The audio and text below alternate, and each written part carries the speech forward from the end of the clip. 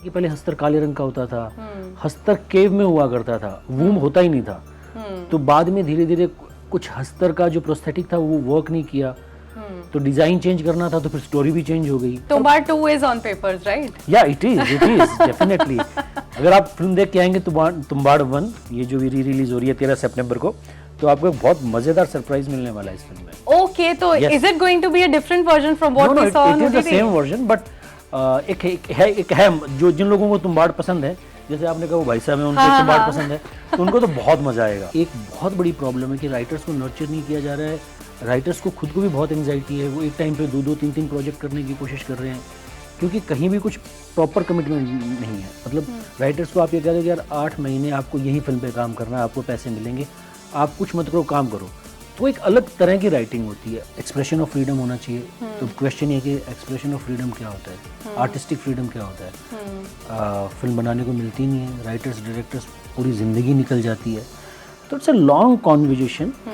World has enough to feed everybody, but not to feed their greed. या हमें आपके प्यार की ज़रूरत है, और अगर आप फिल्म देखें और आपको फिल्म अच्छी लगे तो प्लीज़ सोशल मीडिया पे कुछ ना कुछ आप लिखिए उसके बारे में, ताकि ज़्यादा से ज़्यादा लोग फिल्म देखें। और अगर आपने ऐसा नहीं किया तो हस्तर आ जाएगा। Oh, Thank you. hashtag Tumbad. Hi everyone, thanks for tuning in to yet another episode of Spill the Beans. I am your host Sakshi Singh Litoria. Present with me in studios today is very talented and somebody who has multiple feathers in his hat. As I can say, you can clearly see Soham Shah is here. You have seen him in Maharani. You have seen him in Tumbad. अरे तुम्बाड़ की बात कर रहे हैं तो सबको बता देते हैं कि 13 तारीख को तुम्बाड़ वापस आने वाली है. And why re-releasing it? The first thing is re release तो इसलिए कि आई गेस कि फिल्म को जो प्यार मिलना चाहिए था वो मिला नहीं था, क्योंकि लास्ट टाइम जब रिलीज़ हुई थी तो मुझे लगता है कि तो थोड़ा अपने समय से आगे थी ये फिल्म। और उसमें बहुत फिल्में रिलीज़ हुई थी कि अंधाधुन हमारे से एक वीक पहले अंधाधुन थी, उसके बाद बधाई होती।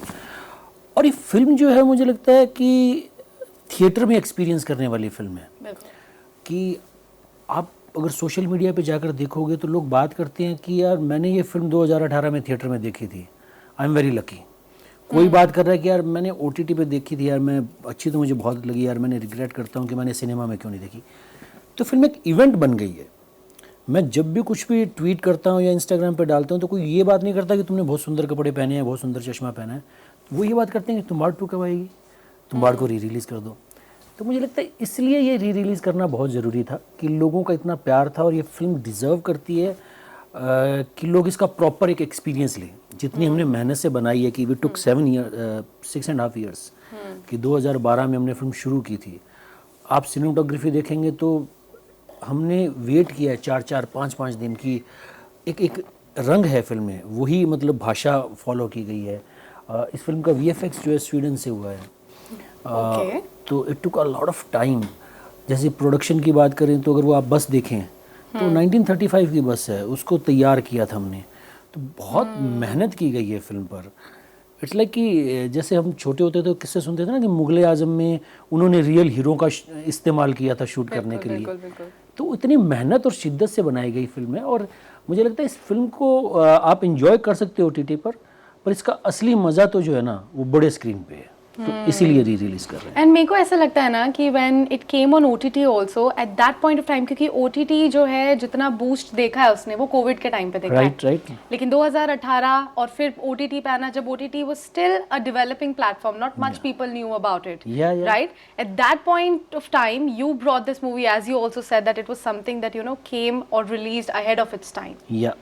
तो जैसे कि चैलेंजेस की अगर मैं बात करूँ शूटिंग में, क्योंकि एक एक चीज़ आपने उठाई, आपने बोला कि उस साल की बस लानी पड़ी है, सेट लाना पड़ा है, कलर, तो जो बच्चे आपने यूज़ करे उसमें सदाशिव आपने लिए हैं, विनायक राव आपने लिए हैं, तो उनकी एज का गैप का डिफरेंस किस तरीके से मैनेज हुआ है? Really want to know, I am really curious about it. This is such a nice question, I can't tell you. ये बहुत टफ था, बच्चे बड़े हो गए थे।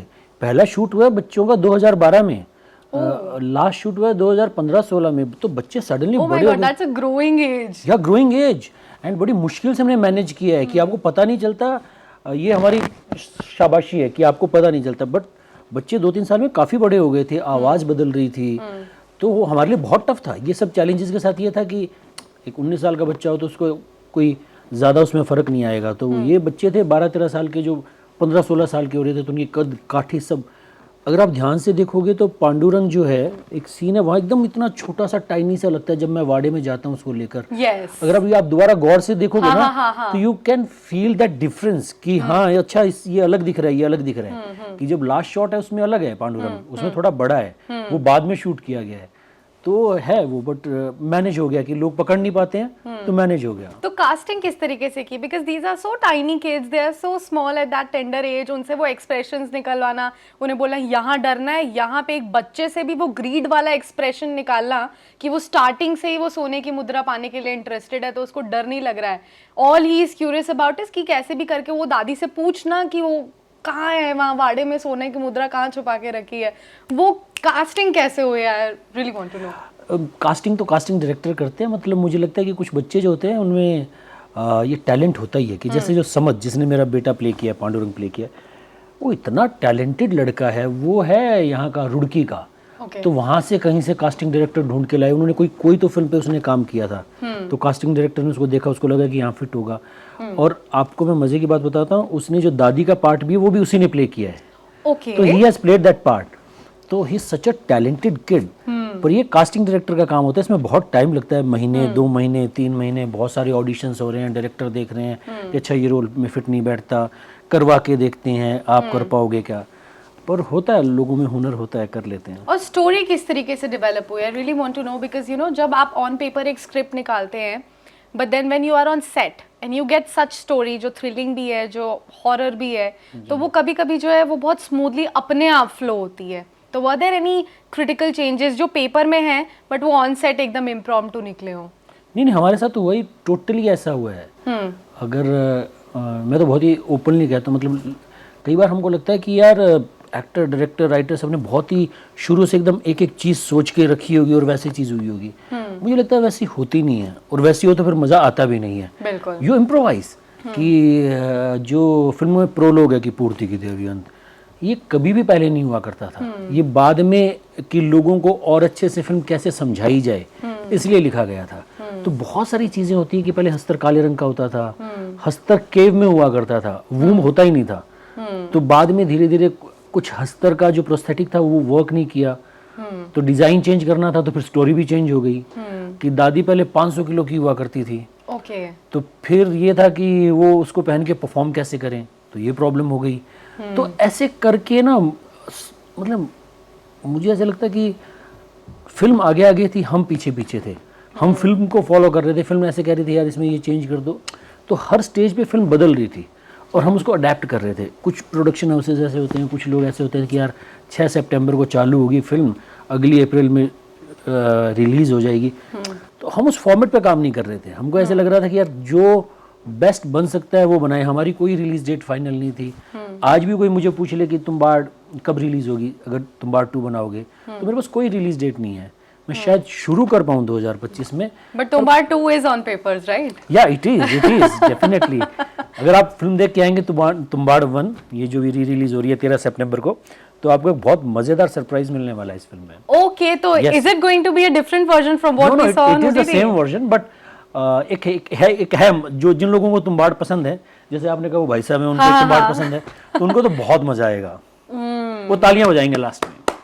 चलो फिर अब तो क्यूरियोसिटी और ज्यादा बढ़ गई है। I want to really circle back to that point, you know, that this movie released ahead of its time. Yeah But if we were to look at the growing age, do you think that OTT is now giving a very heavy competition to such projects which should perform really, really well on big screens? But then, because production houses are a bit scared कि movie चलेगी नहीं चलेगी, whether we'll be able to get the budget back or not, इस वजह से कुछ अच्छे projects हैं वो पर्दे पे आने से हिचकिचा रहे हैं. Do you think so? I don't think so. मुझे लगता है ऐसा नहीं है, मुझे लगता है कि कॉस्ट इफेक्टिव नहीं रहा है। जैसे OTT आया ना, जैसे एक नया बायर बाजार में आता है तो हर चीज़ का प्राइस बढ़ा देता है कि ये भी ले आओ, ये भी ले आओ। तो OTT के कारण प्राइसेस बढ़ गए, प्रोड्यूसर्स को ज़्यादा पैसे मिल रहे थे तो एक्टर्स के प्राइसेस बढ़ गए, उनके ऑन्टोराजेस बढ़ गए, सब चीज़ें बढ़ गई। अभी OTT कुछ ले नहीं रहा है, तो वो मैच करना ना मुश्किल हो गया कि एक्टर्स प्राइस अपनी कम करना नहीं चाहते हैं, हर चीज़ का प्राइस इंक्रीज़ हो गया। एक तो वो मुझे लगता है कारण है, तो इसके कारण से 2024 में ज़्यादा फिल्में नहीं है। दूसरा, आई थिंक ये बहुत बड़ी डिस्कशन है कि हम राइटर्स को नर्चर नहीं कर रहे हैं, कि एक बहुत बड़ी प्रॉब्लम है कि राइटर्स को नर्चर नहीं किया जा रहा है। राइटर्स को खुद को भी बहुत एंग्जाइटी है, वो एक टाइम पे 2-2 3-3 प्रोजेक्ट करने की कोशिश कर रहे हैं, क्योंकि कहीं भी कुछ प्रॉपर कमिटमेंट नहीं है। मतलब राइटर्स को आप ये कह दो कि यार 8 महीने आपको यही फिल्म पे काम करना है, आपको पैसे मिलेंगे, आप कुछ मत करो, काम करो, तो एक अलग तरह की राइटिंग होती है। और दूसरा मुझे लगता है कि ये भी बहुत मिक्स हो गया कि आई थिंक OTT एक अलग स्पेस है और सिनेमा एक अलग स्पेस है। अगर आप थिएटर के लिए फिल्म बना रहे हो तो आपको एक तरीके से बनानी पड़ेगी, टाइम लिमिट भी हो जाता है। टाइम लिमिट भी हो जाएगा, यू कांट बोर ऑडियंस को, आप बोर नहीं कर सकते। वो पैसा देकर फिल्म देखने आया है, you have to engage him किसी भी तरह से, एंटरटेन करो, एंगेज करो, डराओ, हंसाओ, रुलाओ, बट इट्स वेरी इंपॉर्टेंट। तो मुझे लगता है उस पर काम करने की बहुत ज़रूरत है। But OTT, I think, has played a very big part in Tumbad's progress, I think, क्योंकि 2018 में जब मूवी आई थी, उसके बाद जब OTT से ही बहुत ज़्यादा पिकअप पकड़ा है उसने, काफ़ी सारे लोगों ने हम में से OTT पे ही देखी है। So, आपको नहीं लगता कि OTT का आपके लाइफ में बहुत ज़्यादा एक क्रूशियल रोल है? मेरा तो करियर बना OTT पे है। मतलब तुम्बाड़ को OTT पे प्यार मिला, मेरी जो सीरीज है महारानी वो OTT की सीरीज थी, मेरी एक सीरीज है दहाड़ वो OTT की सीरीज थी। तो मैं तो जो कुछ हूँ वो OTT की वजह से हूँ। तो OTT ने बहुत कंट्रीब्यूट किया मेरी लाइफ में। बिल्कुल। और क्योंकि एक आपने मूवी की थी सिमरन अलोंगसाइड कंगना, एंड अभी उनकी फिल्म भी है, थोड़ी सी उसको भी सर्टिफिकेशन को लेके कुछ इश्यूज फेस करने पड़ रहे हैं, एंड उनका भी खुद का भी एक प्रोडक्शन हाउस है, जैसा आपका खुद का भी एक प्रोडक्शन हाउस है। So what are your thoughts about this discussion going on at this point of time of OTT content being, you know, controlled? I think कई बार क्या होता है कि कुछ क्वेश्चंस के ना आंसर्स होते नहीं हैं, उनके एक पर्सपेक्टिव होते हैं कि आप कैसे सोचते हैं, मैं कैसे सोचता हूँ। तो वो मुझे लगता है कि लंबी डिबेट है कि किसी को लग सकता है कि सेंसर कर दो तो बेटर है, क्योंकि प्रोड्यूसर को ऐसा लगता है कि चलो मुझ पर एक हल्का सा सेफ्टी है कि मेरे पास गवर्नमेंट का कुछ सेंसर है, हालांकि ऐसा कुछ एकदम टेक्निकल आपके पास वो प्रूफ नहीं है। तो आई थिंक जबकि एक ये है कि एक्सप्रेशन ऑफ फ्रीडम होना चाहिए, तो क्वेश्चन ये कि एक्सप्रेशन ऑफ फ्रीडम क्या होता है, आर्टिस्टिक फ्रीडम क्या होता है। फिल्म बनाने को मिलती नहीं है, राइटर्स डायरेक्टर्स पूरी ज़िंदगी निकल जाती है, तो इट्स अ लॉन्ग कॉन्वर्जेशन। तो इसका कोई एक आंसर नहीं है, जितने पर्सपेक्टिव उतने आंसर आएंगे। बिल्कुल। And last but not the least, I would like to really conclude this interview with this question, because tagline of the film says that, you know, world has enough to feed everybody but not to feed their greed. According to you, what's the biggest challenge or the biggest greed of a human being, if I were to ask this question to Soham Shah? काफ़ी complicated question है। मुझे लगता है कि हर चीज़ में ही grid है यार, मतलब एंड वी डोंट रियलाइज। कई बार ये बहुत इजीली होता है कि हमें बात पता है पर वो अंडरलाइन नहीं है। करियर की ग्रीड है, कार की ग्रीड है, और अभी तो आज की डेट में हम इंस्टा और ऐसी उसमें जनरेशन में है, सोशल मीडिया के टाइम में, तो इतना हम भूल गए कि हु वी आर। तो हर चीज़ की ग्रीड है, सुंदर दिखने की ग्रीड है, अच्छे कपड़ों की ग्रीड है, हर चीज़ की ग्रीड है। ग्रीड से ही फंक्शन कर रहे हैं। बिल्कुल। Thank you so much, Soham, for joining this chat. You also got a lot of insight, and that scoop also that you should be tuning in to the theatres nearby on September 13, because he is promising us a surprise and curiosity and of course a clap at the end. Thank you. ये भी है कि हमने बहुत प्यार से film बनाई है, हमें तुम्बाड़ 2 भी बनानी है, 3 भी बनानी है, बहुत सारी इंटरेस्टिंग फिल्में बनानी है।